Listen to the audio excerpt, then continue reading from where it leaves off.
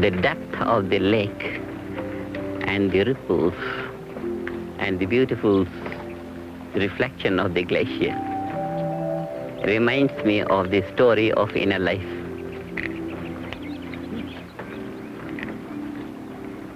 The mind is deep like a lake. The ripples on the surface represent the conscious mind, the activity of the mind on the surface. And the whole depth of the lake is silent. And that is the subconscious mind, which is not used by the waves.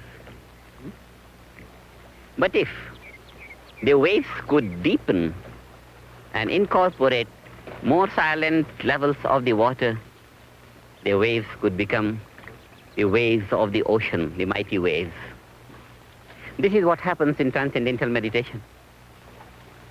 The surface activity of the conscious mind deepens and incorporates within its fold the depth of the subconscious.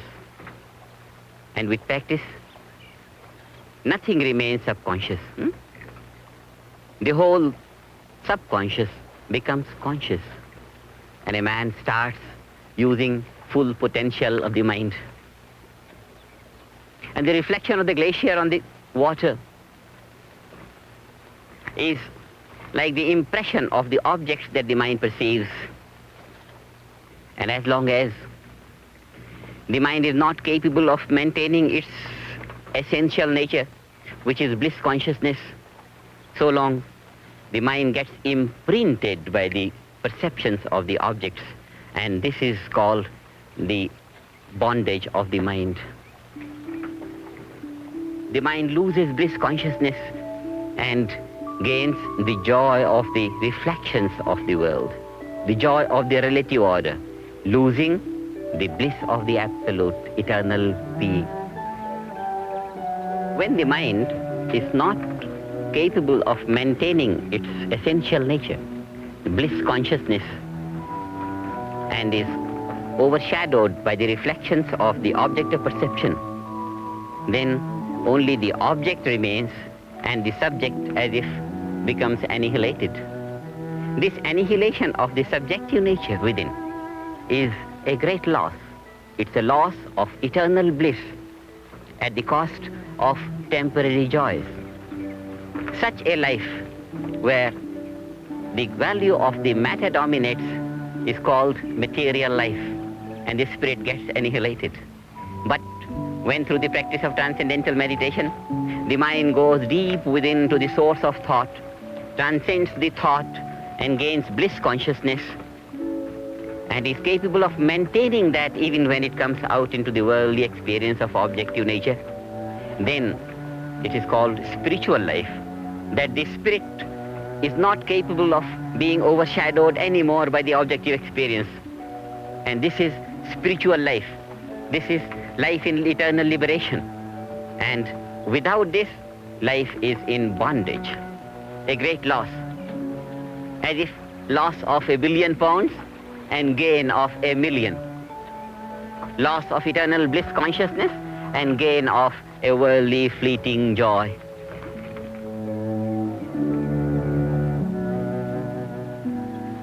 The vision of the lake brings about a great teaching of spiritual life.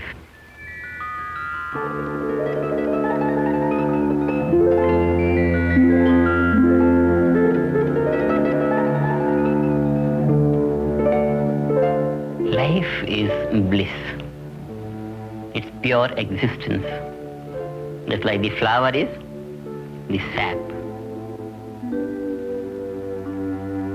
So different layers of manifestation of pure existence, pure being, absolute consciousness, pure intelligence.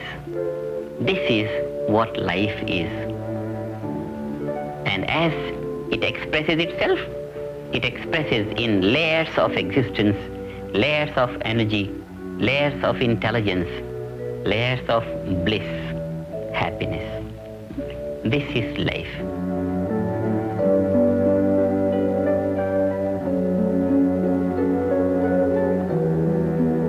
See, all this beautiful nature.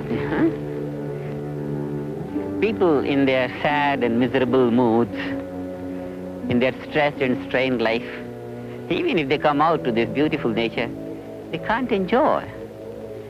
What is needed is the bliss out of transcendental meditation, the joy, the happy mood. If all the population of the people could practice transcendental meditation, they'll enjoy all this nature to the maximum. We are going to create a society free from suffering and stress and strain. And then really the gift of God on earth, such pretty nature, will be enjoyed by everyone.